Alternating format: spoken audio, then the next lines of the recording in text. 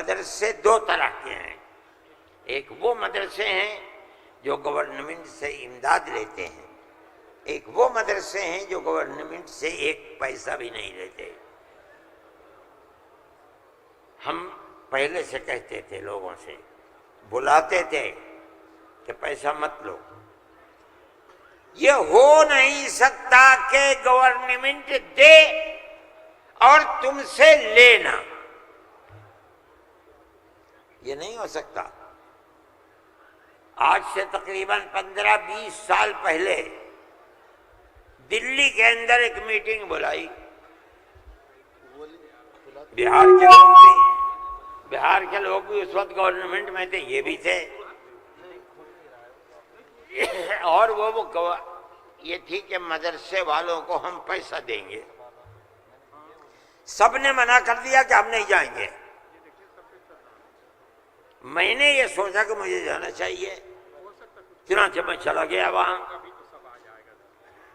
انہوں نے مجھے اسٹیج پر بنا لیا، اس کے اندر بڑے بڑے وزراء بیٹھے ہوئے تھے، ارجن سنگھ بھی تھے اور دوسرے لوگ تھے۔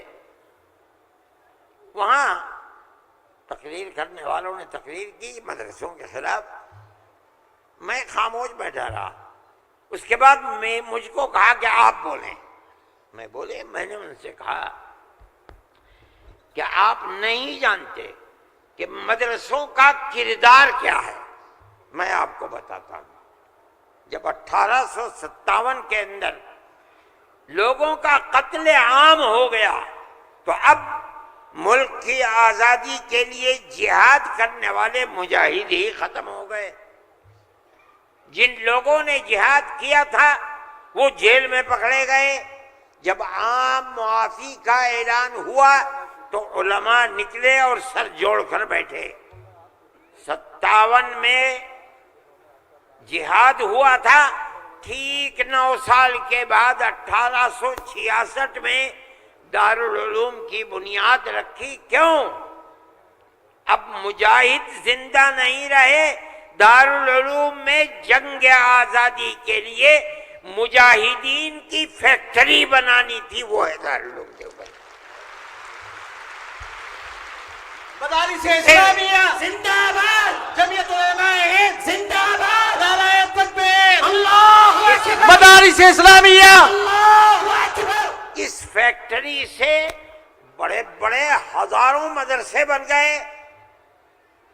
جہاں دنیا میں جائیے، نیو یارک میں چلے جائیے، واشنگٹن میں چلے جائیے، لندن میں چلے جائیے، ساؤتھ افریقہ میں چلے جائیے، اور ایشیا کے اندر تو جس ملک میں قدم رکھو یہیں کے فارغ ہیں یا یہاں کے فارغ ہونے والے کے شاگرد ہیں جنہوں نے مدرسے بنا رکھے ہیں۔ یہ مدرسے در حقیقت ملک کی آزادی کی ضمانت ہیں۔ ملک کے اندر حضرت شیخ الہند یہیں کے پیدا ہوئے جنہوں نے 4 سال مالٹا میں جیل کاٹی۔ مولانا مدنی یہیں سے پیدا ہوئے ہیں جنہوں نے 9 سال انگریز کی جیل کاٹی ہے۔ اور میں نے کہا میں کتنوں کا نام لوں آپ کے سامنے۔ یہ مدرسوں کی زندگی ہے اور یہ تاریخ ہے۔ آپ اس تاریخ کو بجھانا چاہتے ہیں، کہتے ہیں بالکل نہیں۔ انہوں نے کہا کہ ہم نہیں بجھائیں۔ میں نے کہا کہ یہ ہو نہیں سکتا کہ آپ پیسہ دیں انہیں اور پھر ان کے نظام تعلیم اور نصاب تعلیم میں دخل نہ دیں۔ آواز آئی ہم وعدہ کرتے ہیں کہ نہیں دیں گے۔ میں نے کہا اچھا، میں آپ کو جھوٹا نہیں کہتا ہوں، مجھے یہ بتائیے کہ ابھی الیکشن میں 3 سال باقی ہیں، کیا آپ یہ ضمانت دے سکتے ہیں کہ 3 سال کے بعد جو الیکشن ہوگا اس الیکشن کے نتیجے میں کامیاب ہو کر آپ ہی اقتدار کی کرسی پر بیٹھیں گے؟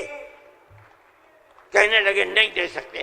میں نے کہا تو آپ تو 3 سال کی ضمانت نہیں دیتے، اور میرے دل میں یہ ارمان ہے کہ اگر قیامت تک میں زندہ رہوں گا تو مدرسوں کو لے کے چلوں گا۔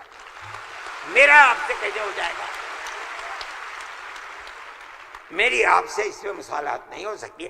آپ کو اسکول بنانے ہیں، آپ مجھے دیجیے، آپ اگر 50 اسکول کہیں گے میں 50 بنا دوں گا، لیکن آپ یہ چاہیں کہ مدرسے کو ختم کر کے اس کے اندر اسکول کا نصاب بن جائے، یا یہ مدرسے آپ سے پیسہ لے کر چلے، جمعیت علماء اسے گوارا نہیں کرے گی۔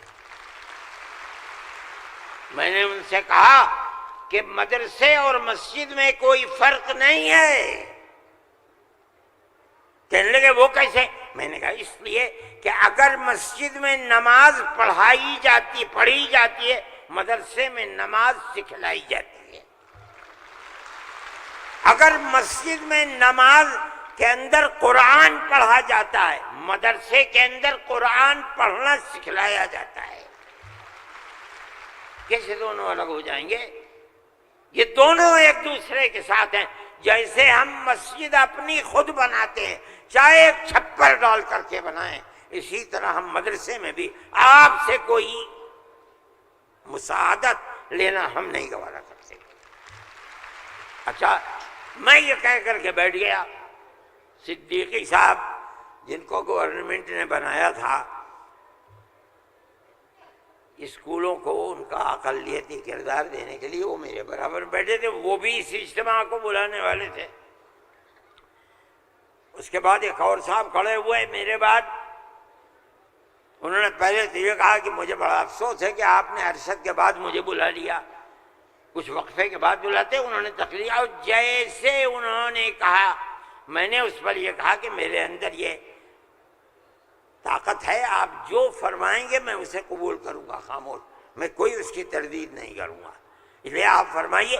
جیسے انہوں نے کہا کہ مدرسوں کا کردار کمزور ہو گیا، وہ تو مجمع جو صبح سے کھڑے ہو گئے، خبیث ہے، اتار دو، پھینک دو، نکال دو اس کو یہاں سے۔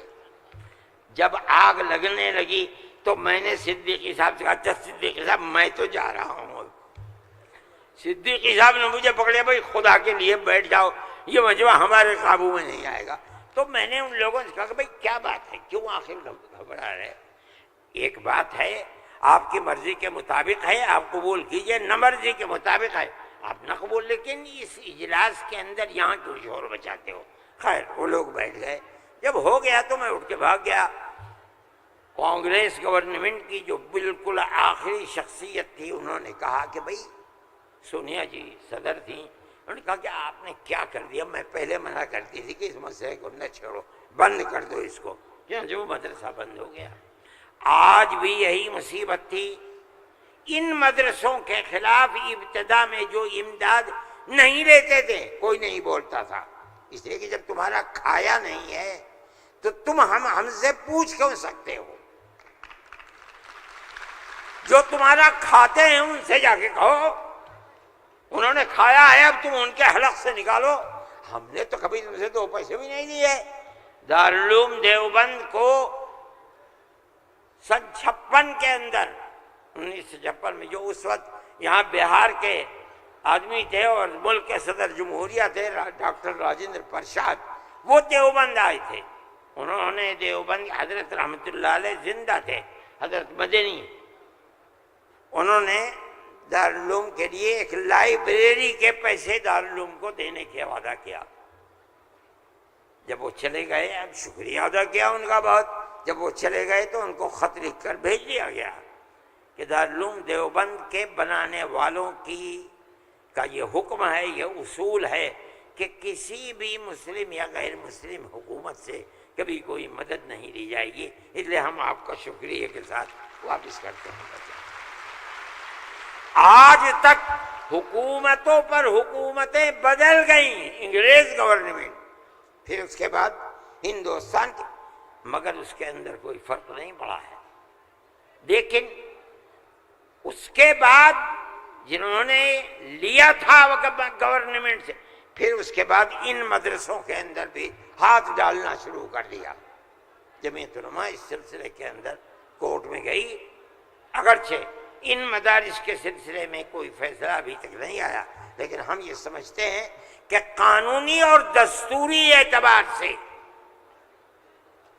جو گورنمنٹ سے کوئی چیز نہیں لیتے، پہلے لیا جاتا تھا چھٹیوں کے اندر گورنمنٹ سے وہ قانون تھا کہ جو ٹکٹ طلبہ لے کے گھر جاتے تھے کنسیشن، اس میں پیسہ کم ہو جاتا تھا۔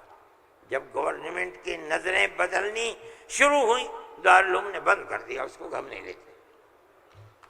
یہ بات ہم نے کہی، یہ اللہ کا بڑا احسان ہے کہ جو تبصرہ آیا، ابھی تک فیصلہ نہیں آیا، وہ تبصرہ بھی حق کے اندر ہے۔ انشاءاللہ جب گورنمنٹ سے کوئی تعلق ہی نہیں ہے اور دستور کی دفعات 25 اور 26 اقلیت کو یہ حق دیتی ہے کہ وہ اپنے اداروں کو قائم کر لے، کوئی رکاوٹ نہیں ہے، تو ہمارے مذہبی اداروں کے اوپر کیسے رکاوٹ ہو سکتی ہے؟ دستور کی یہ دفعات ہمارے لیے چین و سکون اور عزت و آبرو کے ساتھ ملک میں رہنے کا ہمیں حق دیتی ہے۔ ہم یہ سمجھتے ہیں کہ مستقبل کے اندر بھی انشاءاللہ ہم اپنے ان پروگراموں کے اندر کامیاب رہیں گے۔